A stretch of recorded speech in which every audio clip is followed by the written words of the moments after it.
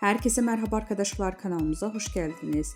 Mert Ramazan Demir ve Afra Saraçoğlu bu hafta magazin dünyasında zirvede yerleşti.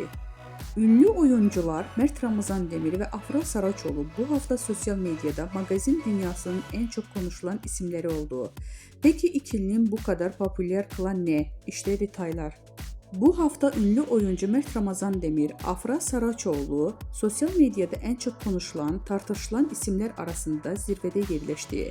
Hem kariyerlerinde hem de özel yaşamlarında dikkat çeken gelişmeler yaşayan Demir ve Saraçoğlu takipçiler ve magazin dünyasında merak içinde bırakmaya devam ediyor. Mert Ramazan Demir son dönemdeki projeleriyle adından sıkça söz ettiriyor. Genç oyuncu son olarak bir dizi projesinde başrollerini oynayarak büyük bir çıkış yakaladı. Hakkında çıkan dedikodular ve özel hayatına dair sorular ise Demir'in sosyal medyada yoğun bir şekilde konuşulmasına neden oldu. Öyle ki Demir'in hem sahnede performansı hem de gizemli özel hayatı hayranları tarafından büyük bir ilgiyle takip ediliyor.